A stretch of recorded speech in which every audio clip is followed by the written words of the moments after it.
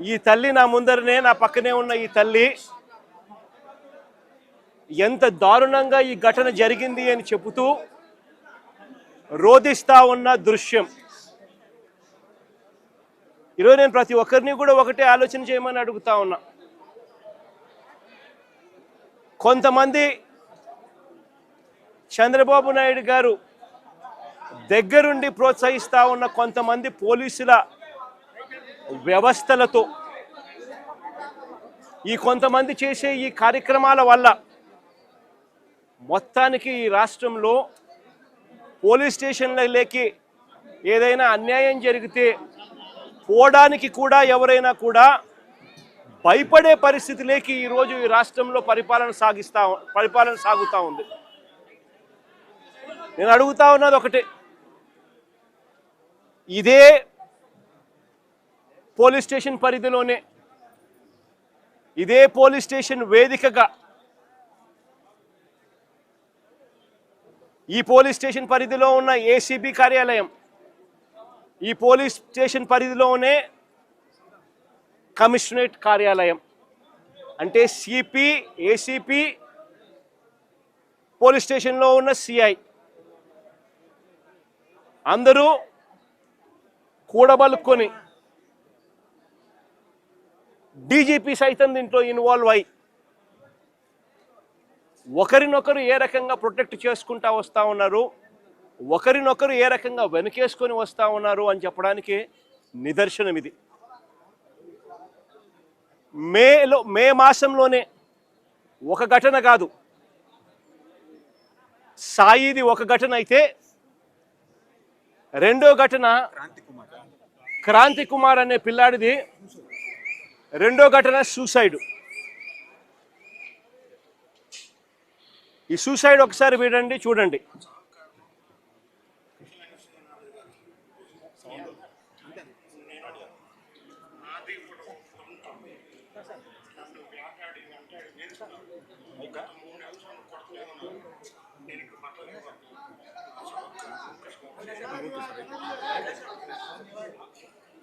ఈ క్రాంతి కుమార్ అనే అబ్బాయి ఆత్మహత్య చేసుకున్నాడు.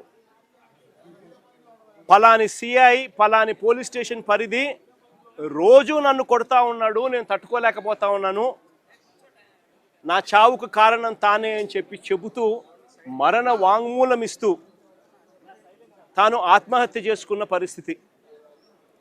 అది మే మాసంలోనే మే 9వ తారీఖున సాయి ఘటన కూడా జరిగింది. మే 9వ తారీఖు నుంచి ఈ తల్లి తన కొడుకుకు జరుగుతూ ఉన్న అన్యాయమైన పరిస్థితిని చూడలేక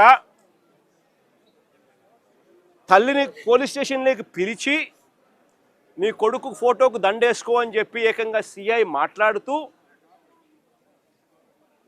తల్లిని హేళనగా మాట్లాడమే కాకుండా చివరకు తన సాయి అనే ఆ పిల్లాడి చావుకు కూడా కారణమయ్యే పరిస్థితిలోకి పోతే ఆ రోజు నుంచి 9వ తారీఖు నుంచి ఆ తల్లి ప్రతిరోజు తనకు సమాచారం అందే కొద్దీ ఆ సెల్లులో జరుగుతూ ఉన్న విషయాల మీద తనకు మిగతా వాళ్ళు సమాచారం తనకి ఇచ్చే కొద్దీ తన కొడుకు ఏదో జరుగుతూ ఉంది, పోలీసులు తీసుకొచ్చారు, ఆ స్టేషన్లో తనను పెట్టారు, తనను కొడతా ఉన్నారు, చిత్రహింసలు పెడతా ఉన్నారు అని చెప్పి తనకు అర్థమయ్యి అదే పోలీస్ స్టేషన్ పరిధిలోకి ఒకసారి కాదు, 2 సార్లు కాదు, 3 సార్లు కాదు, 4 సార్లు కాదు, ప్రతిరోజు ఆ తల్లి అక్కడికి వెళ్ళి నా కొడుకును నాకు చూపించండి అయ్యా అని చెప్పి బాధపడతా ఉన్న పరిస్థితులు మన కళ్ళ ఎదుటే కనిపిస్తూ ఉంది.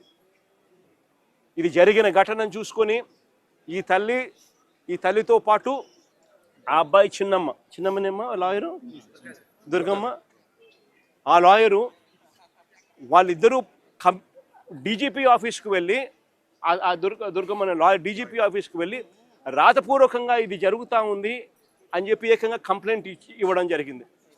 కంప్లైంట్ ఇస్తే ఆ కంప్లైంట్ ఏమైంది, చివరికి చెత్తబుట్టలెక్కి డీజీపీకి కంప్లైంట్ ఇవ్వడం, డీజీపీ సిపికి పంపించడం, సిపి యాక్షన్ తీసుకోవాల్సింది పోగా సిపి ఏం చేస్తూ ఉన్నారు, తల్లి దగ్గరికి మిగతా వాళ్ళని పంపించి బేరం పెట్టించే కార్యక్రమం చేస్తూ ఉన్నారు. ఖచ్చితంగా ఏదో జరిగింది, నా కొడుకు ఏదో జరిగింది అని చెప్పి ఆ తల్లికి పూర్తిగా అర్థమై జూన్ 2వ తారీఖున హైకోర్టులో హీబియస్ కార్పస్ పిటిషన్ వేసి నా కొడుకును వీళ్ళు హత్య చేసినారు, నా కొడుకు కనిపించడం లేదు, నా కొడుకును దయచేసి నాకు చూపించండి అని చెప్పి తల్లి ఆవేదనతో పిటిషన్ వేసినారు. కోర్టు ఇంటర్వ్యూన్ అయ్యి హీబియస్ కార్పస్ మీద స్పందించే కార్యక్రమం చేస్తే ఆ తర్వాత మనలాంటి వాళ్ళు అందరూ కూడా జరుగుతూ ఉన్న అన్యాయాన్ని చూడలేక అందరూ కూడా ఆ తల్లికి సపోర్టుగా నిలబడితే అప్పుడు గత్యంతరం లేక ఈరోజు సిఐని సస్పెండ్ చేశారు. నేను అడుగుతా ఉన్నా, సిఐని ఎందుకు సస్పెండ్ చేశారని చెప్పి చెప్పగలరా? సిఐని ఎందుకు సస్పెండ్ చేశారని? సిఐని సస్పెండ్ ఎందుకు చేశారు? చంపేశాడనే కదా, మీరు దానికి ఒప్పుకున్నారు కాబట్టే కదా ఈరోజు సిఐని సస్పెన్షన్ జరిగింది. అంటే ఒకే పోలీస్ స్టేషన్లోనే ఆ సిఐ పరిధిలోనే ఆ సిఐని ప్రొటెక్ట్ చేస్తూ ఏసీపీని ప్రొటెక్ట్ చేస్తూ కమిషనర్ని ప్రొటెక్ట్ చేస్తూ డీజీపీ మొత్తం అందరికీ తెలిసి సిఐ స్టేషన్లో ఒక హత్య కాదు పోలీస్ స్టేషన్లో ఇలాగనే కొడుతూ ఒకరి చావుకు కారణమైతే ఇంకొకరు ఆత్మహత్య చేసుకుని వీడియో ద్వారా తన మెసేజ్ని తెలియజేసిన పరిస్థితి. నేను ఒకటే చెప్తా ఉన్నా, ఈరోజు సస్పెన్షన్ అంటే ఏంది? టెంపరీగా ఒక పోలీస్ ఆఫీసర్ను డ్యూటీస్ నుంచి తప్పించడం. అంటే ఒక మనిషి హత్య చేసిన ఆ మనిషి కొట్టి గోరులు పీకి రకరకాల చిత్రహింసలు పెట్టి చివరికి హత్య చేస్తే మనిషిని నువ్వేం చేస్తా ఉన్నావు? శిక్ష కేవలం టెంపరీగా తన డ్యూటీ నుంచి సస్పెండ్ చేస్తూ ఉన్నారు. ఇదే చేయాల్సింది. అది కూడా ఇంత పెద్ద ఇష్యూ అయి బయటకు వచ్చిన తర్వాతనే మీకు చేయాలన్న కనీసం ఆలోచన అన్న వచ్చింది. ఇది బయటికి రాకపోయినంటే అది కూడా ఆలోచన కూడా వచ్చేది కాదు. ఒకవైపున ఇంత హేయమైన కార్యక్రమం జరిగింది అని అంటే ఆ సిఐని, ఆ బాధితుడైన ఏసీపీని, ఆ బాధ్యులైన కమిషనర్ను, వీళ్ళందరినీ డీజీపీ వరకు కూడా మర్డర్ కేసు ఛార్జ్ చేసి స్టేషన్లలో పెట్టాల్సింది పోయి కేవలం ఒక సిఐని టెంపరీగా సస్పెన్షన్. అంటే దాని అర్థం ఏంది? అందరూ పగడ్బందీగా కలిసికట్టుగా నేరం చేసి తూతూ మంత్రంగా కంటి తుడుపు చర్యగా కేవలం టెంపరీగా ఒక అధికారిని తప్పించినారు. ఇదా ఈ రాష్ట్రంలో మనం చూడాల్సింది? తప్పు చేస్తే ఆ పిల్లాడి వయసు ఎంత? 23 ఏళ్ళు. అంటే వీళ్ళంతా చిన్నపిల్లలే. ఏదో తెలుసో తెలియకో కొద్దో గొప్ప ఎవరైనా తప్పు చేసిండొచ్చు. ఈ పిల్లాడైనా కానీ చేసిన తప్పుకు కోర్టులు ఉన్నాయి. కోర్టు ఈ పిల్లాడిని ప్రొడ్యూస్ చేయమని చెప్పి సమన్ చేసింది. వీళ్ళు చేయాల్సింది ఏంది? ఆ పిల్లాడిని తీసుకొని రావడం, కోర్టుకు సబ్మిట్ చేయడం. అది పోలీసులు చేయాల్సింది. ఏం శిక్ష వేయాలి, ఆ పిల్లాడు చేసిన తప్పేంది, ఆ తప్పులో నిజం ఉందా లేదా అన్నది ఆర్గ్యుమెంట్లు జరుగుతాయి, నిర్ధారణ చేస్తారు. ఆ తర్వాత జడ్జు తనకు ఏ శిక్ష కరెక్ట్ అని చెప్పి అనిపిస్తే ఆ శిక్ష కోర్టు వేస్తుంది. కానీ ఇక్కడ కోర్టు పాత్రను ఏకంగా వీళ్ళే తమ చేతుల్లోకి తీసుకొని ఏకంగా 2 పిల్లలు ఒకే నెలలోనే చనిపోవడానికి కారణమవుతా ఉన్న పరిస్థితులు ఈ రాష్ట్రంలో ఉంటే, ఇలాంటి పోలీస్ ఆఫీసర్లందరికీ కూడా వత్తాసు పలుకుతూ ఉంటే, ఈ సిఐ దగ్గర నుంచి, ఏసీపీ దగ్గర నుంచి, కమిషనర్ దగ్గర నుంచి, డీజీపీ దాకా ఇలాంటి వ్యక్తులకు ముఖ్యమంత్రి దగ్గరుండి కంటి తుడుపు చర్యల మాదిరి కేవలం ఒక చిన్న అధికారిని టెంపరీగా ఉద్యోగం నుంచి సస్పెండ్ చేసే కార్యక్రమం మాత్రమే చేసే కార్యక్రమం జరుగుతూ ఉంటే ఇది ఎప్పటికీ ఫుల్ స్టాప్ పడుతుంది? ఇది ఫుల్ స్టాప్ పడాలి అని అంటే దీని మీద సిబిఐ ఎంక్వైరీ జరగాలి. ఎవరెవరు దీంట్లో ఇన్వాల్వ్ అయి ఉన్నారు అన్న సంగతులు బయటికి రావాలి.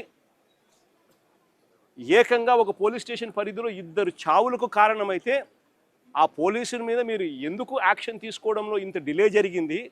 చివరికి మీరు యాక్షన్ తీసుకుంది కంటి తుడుపు చర్యగా కేవలం సస్పెన్షన్ మాత్రమే, టెంపరీగా ఉద్యోగం నుంచి పక్కన పెట్టిన పరిస్థితులు మాత్రమే చేశారు అని అంటే దాని అర్థం ఇది ఒక్కరితో కాదు, ఇది ఒక సిస్టమేటిక్ పద్ధతిలో జరుగుతూ ఉన్న క్రైమ్ అని.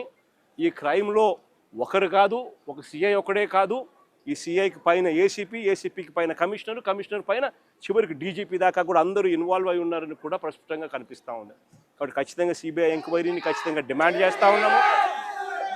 డిమాండ్ చేయడమే కాకుండా న్యాయ పోరాటంలో ఈ తల్లికి, ఆ చనిపోయిన ఇంకొక పిల్లాడి కుటుంబానికి న్యాయ పోరాటంలో వాళ్ళకు సంపూర్ణంగా తోడుగా వైఎస్ఆర్ కాంగ్రెస్ పార్టీ సంపూర్ణంగా వాళ్ళకు తోడుగా ఉంటుందని కూడా ఈ సందర్భంగా ఖచ్చితంగా తెలియజేస్తా ఉన్నాం.